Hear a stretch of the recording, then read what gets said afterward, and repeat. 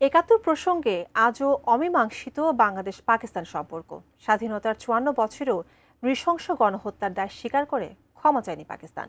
তবু সময়ের পরিক্রমায় কিছুটা স্বাভাবিক হয়েছে দুই দেশের কূটনৈতিক সম্পর্ক।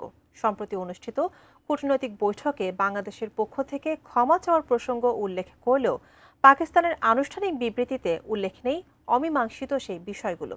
কিন্তু প্রশ্ন হলো, ক্ষমা না চাইলে কোন পথে এগোবে বাংলাদেশ পাকিস্তান সম্পর্ক? বিস্তারিত আরিফ হাসানের প্রতিবেদনে। ১৯৭১ সালে পাকিস্তানের সেনাবাহিনীর হাতে সংঘটিত গণহত্যা ইতিহাসের এক নির্মম অধ্যায়। এই নিষ্ঠুরতা আজও বাংলাদেশিদের হৃদয়ে গেঁথে রয়েছে গভীর ক্ষোভ ও ঘৃণার চিহ্ন হিসেবে। ৩০ লাখ শহীদ আর ২ লাখ নারীর সম্ভ্রমহানির সেই ক্ষত আজও মুছেনি। স্বাধীনতার ৫৪ বছরেও পাকিস্তান এখন পর্যন্ত আনুষ্ঠানিকভাবে সে ঘটনার জন্য দুঃখ প্রকাশ বা ক্ষমা চায়নি, যা দুই দেশের সম্পর্কে একটি বড় বাধা হয়ে রয়ে গেছে। বিশ্বমানের থার্মিক্স রড, সালাম স্টিল থার্মিক্স, দেশের একমাত্র থার্মিক্স রড। তবে ৫ আগস্ট আওয়ামী লীগ সরকারের পতনের পর দক্ষিণ এশিয়ায় কূটনৈতিক ভারসাম্যে কিছুটা পরিবর্তন দেখা গেছে। প্রতিবেশী ভারতের সঙ্গে বাংলাদেশের দূরত্ব বাড়লেও ঘনিষ্ঠতা বেড়েছে পাকিস্তানের সঙ্গে।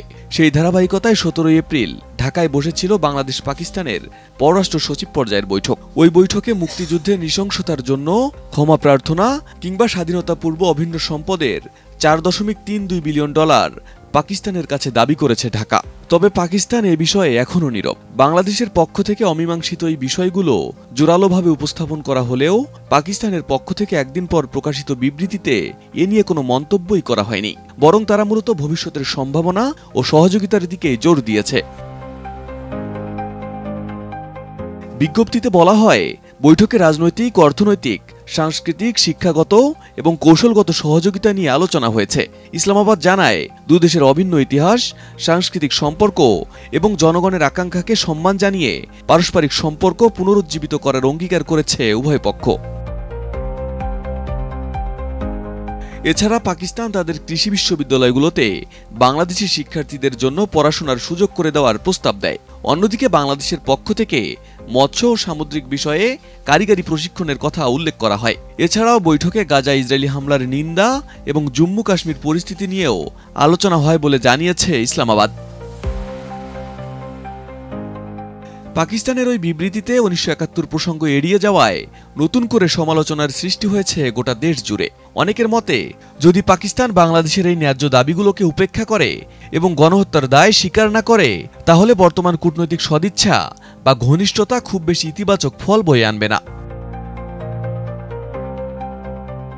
বাংলাদেশের পরিবর্তিত রাজনৈতিক প্রেক্ষাপটের মধ্য দিয়ে বাংলাদেশের পক্ষ থেকে সম্পর্ক উন্নয়নের যে দরজা খোলা রাখা হয়েছে, তা ধরে রাখতে পাকিস্তানকেও আন্তরিকতা ও অতীতের দায় মেটানোর সদিচ্ছা দেখাতে হবে। নইলে কূটনৈতিক সৌজন্য হয়তো চলবে, কিন্তু প্রকৃত সম্পর্ক দৃঢ় হবে কিনা তা নিয়েও সংশয় রয়েছে বলে মনে করছেন বিশ্লেষকরা। Arif Hasan, ATN news, Dhaka.